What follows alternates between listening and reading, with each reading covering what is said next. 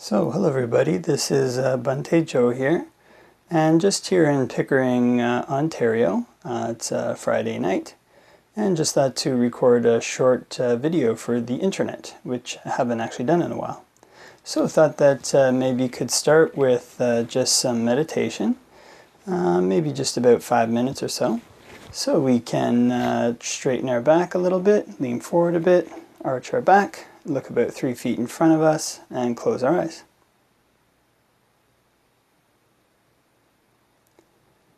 And we can think thoughts of goodwill,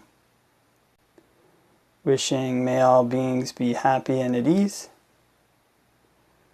and may they put the causes in place necessary to be happy and at ease. And we can learn to make our minds infinite, spreading goodwill all the way to the ends of the universe and beyond, and can start with our right hand side.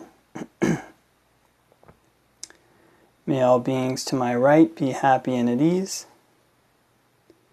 May they put in place the causes necessary to be happy and at ease. And we can make our minds infinite, can make them unbounded, all the way to the ends of the universe and beyond, in every dimension. May all beings to my right be happy and at ease.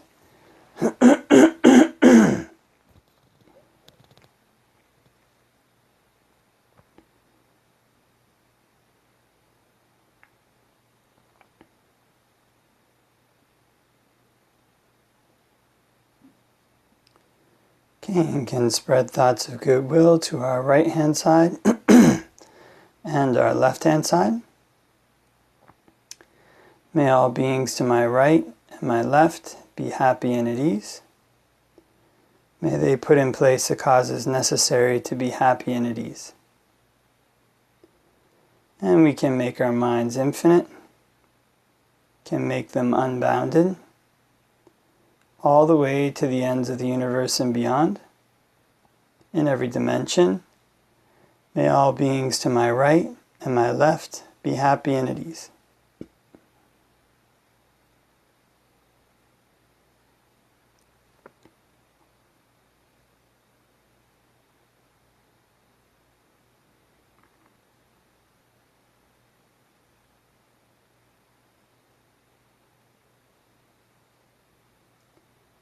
Okay, and can spread thoughts of goodwill to our right hand side, our left hand side, and in front.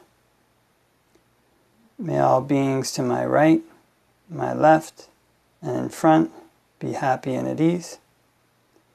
May they put in place the causes necessary to be happy and at ease. And we can make our minds infinite, can make them unbounded, all the way to the ends of the universe and beyond, in every dimension. May all beings to my right, my left, and in front be happy and at ease.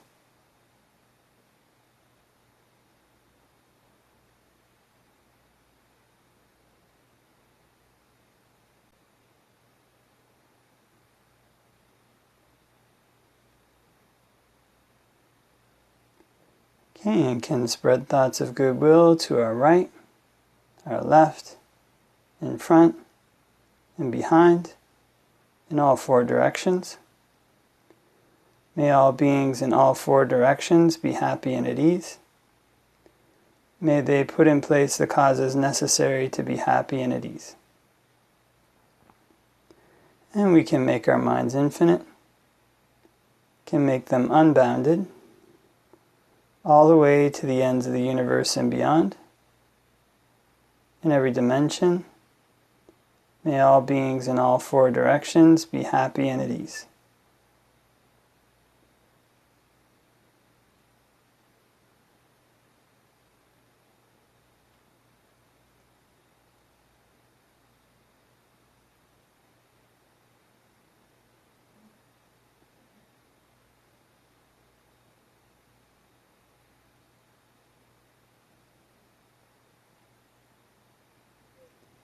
Okay, and can spread thoughts of goodwill to our right hand side, our left hand side, in front, behind, and above. May all beings in all four directions and above be happy and at ease.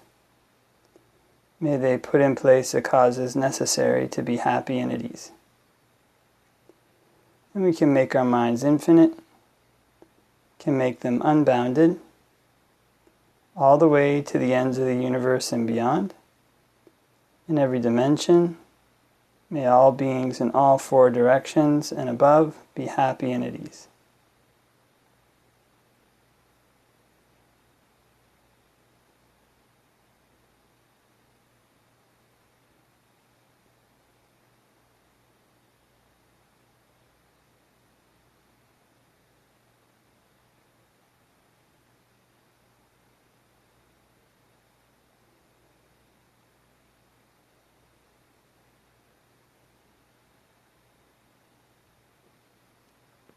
And we can spread thoughts of goodwill to our right hand side, our left hand side, in front, behind, above, below, all around in every direction, everywhere.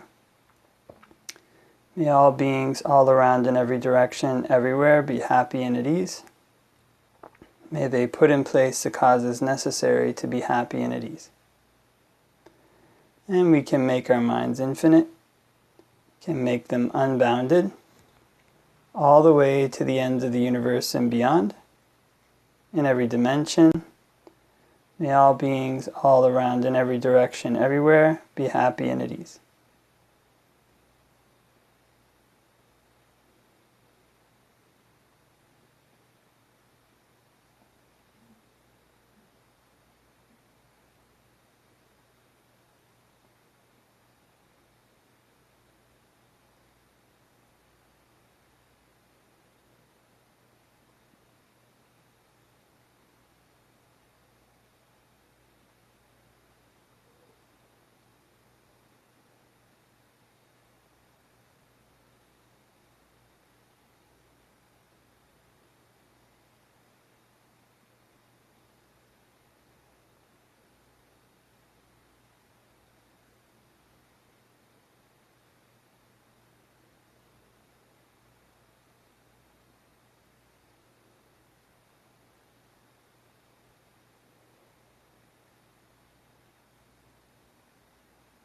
Okay, and can open our eyes and do a short reflection on the Dhamma.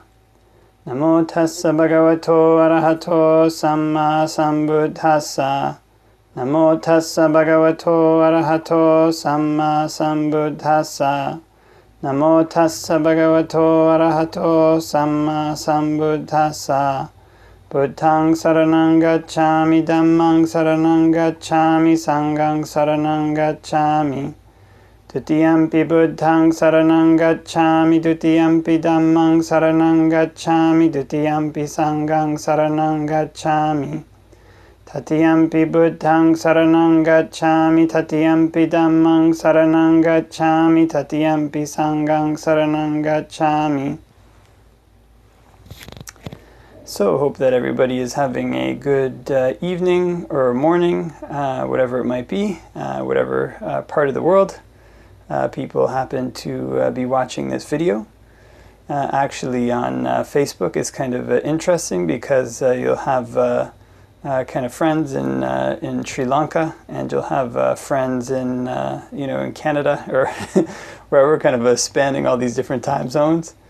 And so then, if somebody sends you a message, it'll be like, you'll be like, what time is it there? It's kind of, maybe 6 a.m. there, it's 6 p.m. here. So all these kind of various times, across the world. Kind of, sometimes they even have these kind of date lines. Kind of there's this line somewhere, I think past Australia, where you cross that line and it's all of a sudden a different day. You kind of have this convention. For when the world spins around the sun, and these kind of things are necessary. These kind of conventions, they're means, they're ways that people can come on an agreed way of describing something in their immediate experience. So, we have these conventions like, now it's midnight. We say kind of midnight, and everybody knows what midnight is. Or it could say, now it's 9 a.m. Everybody knows what 9 a.m. is. And of course, our 9 a.m. in Canada is maybe 9 p.m. in Sri Lanka. Vice versa, midnight in Sri Lanka might be like, like 1 p.m. here in Canada. And so these conventions have their use because we use them to describe something in our immediate experience, but the convention itself, the feeling around the convention, can mean something different to everybody.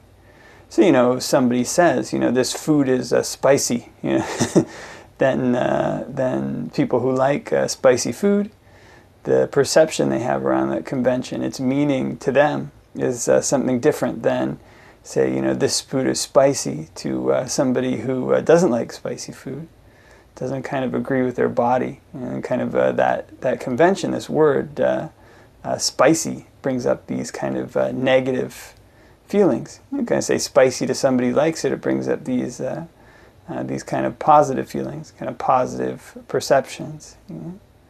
And of course, all these things, they're relevant. We have these kind of conventions, these words. And the way that they affect us, the way that this kind of convention, whatever it is we're experiencing, affects different people is different. So, in the teachings of the Buddha, we have different names, kind of the words that what the Buddha describes, the Dhamma itself, the way that it's worded. This is, in effect, a kind of convention. Buddha had to come up with ways to describe what he'd experienced and convey those to his listeners.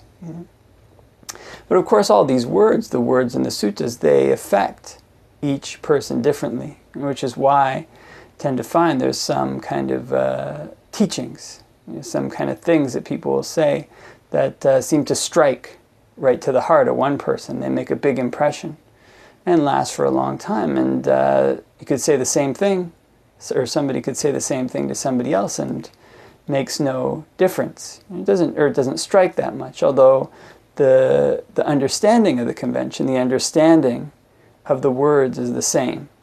Kind of in other words, both people know what that means. So for example, Venerable Sariputta, when he heard even just a few stanzas of the Dhamma, just heard,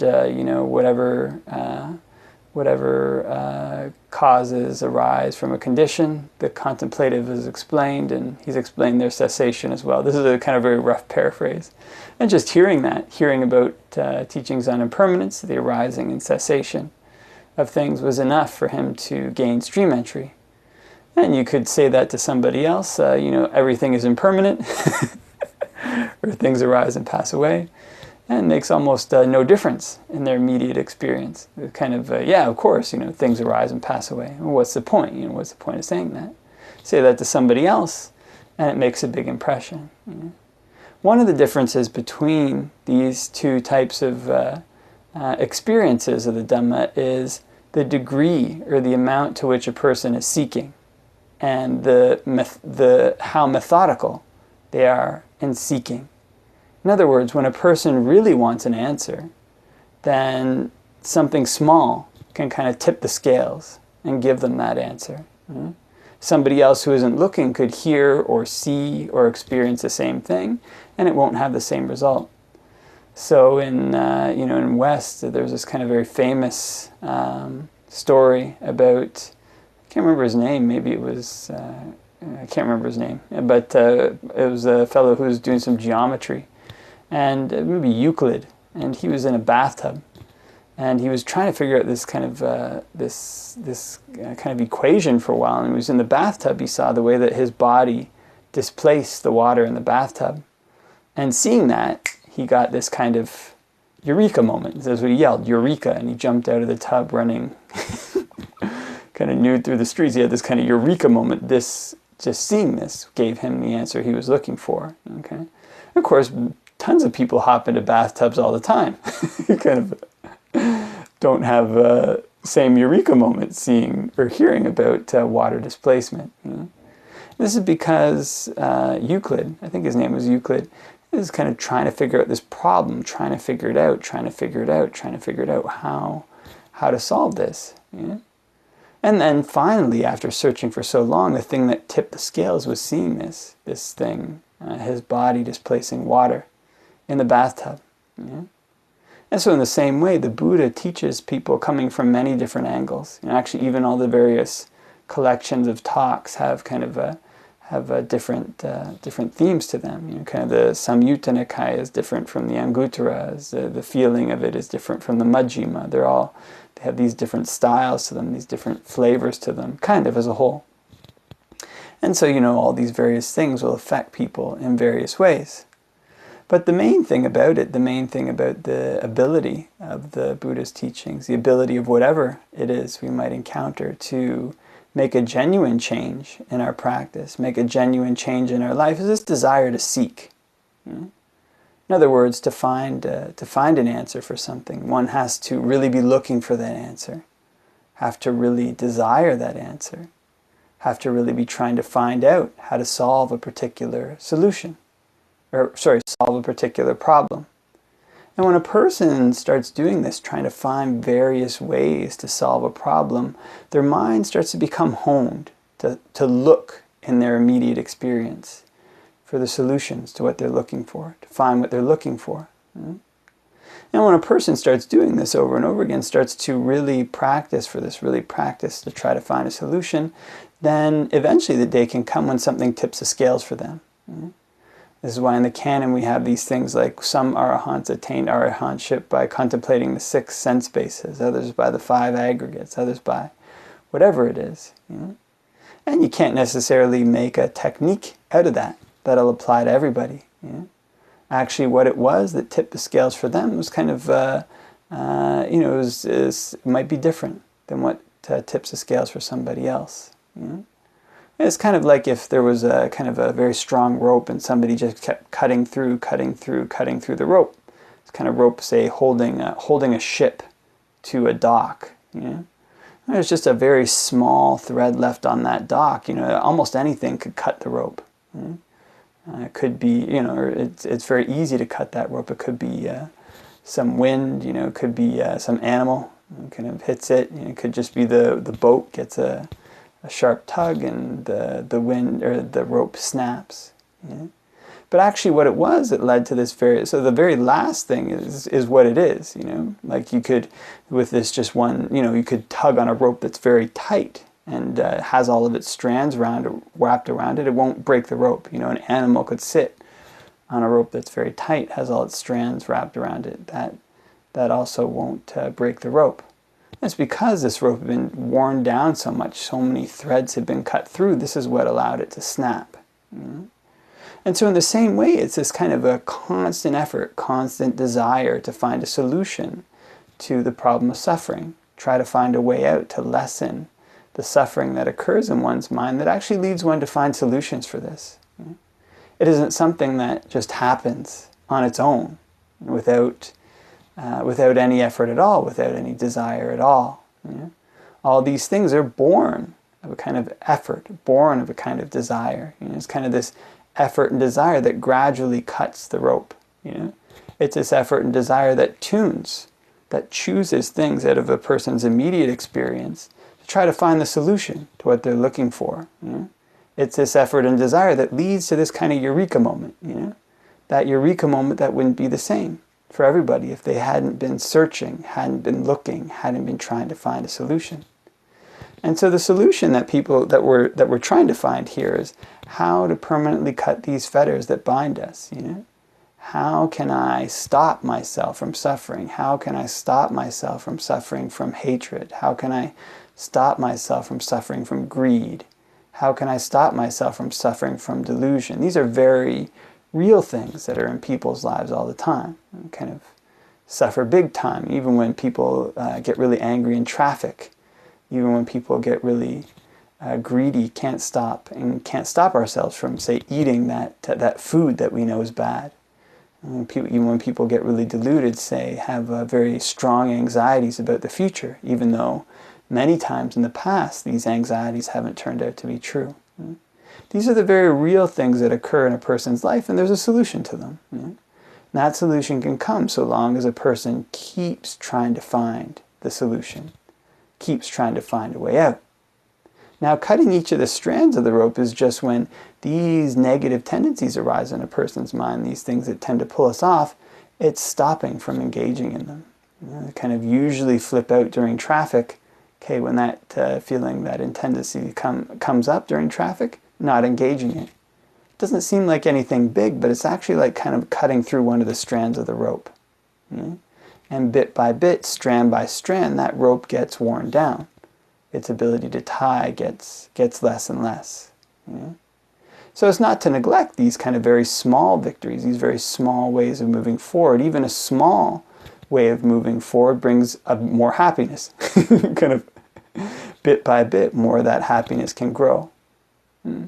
Bit by bit, this kind of desire grows. We continue to put forth effort, we see results. When these kind of things happen, then our mind becomes more tuned to try to find the solution that we're looking for.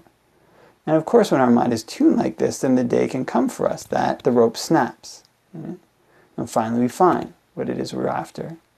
Finally we have this kind of Eureka moment, this kind of defilement that was oppressing us, this kind of terrible habit we had, goes away.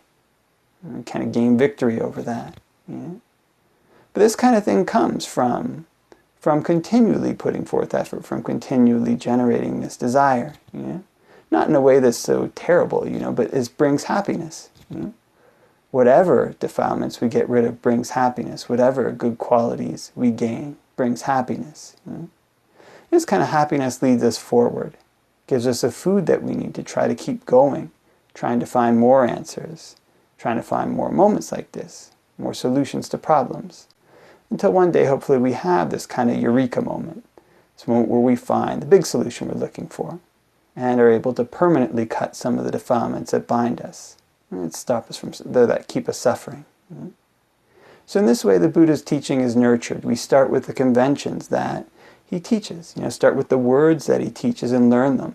They mean something different, or their effects might be different to everybody. And we take them and we apply them in our life to gradually keep reducing our defilements. And then we learn for ourselves what he really means when we're actually able to overcome our bad habits, overcome our negative tendencies. And so hopefully we have the actual Eureka moment one day when we don't have to jump out of the bathtub, but we have the experience one day of permanently cutting defilements, so that they don't arise again. And this is what the Buddha's teaching is truly aimed at. And try to find a happiness that doesn't change. Okay, so I think I'll leave that for everybody's reflection on the internet, and hope that you have a great morning or evening, wherever you may be. Best wishes till next time.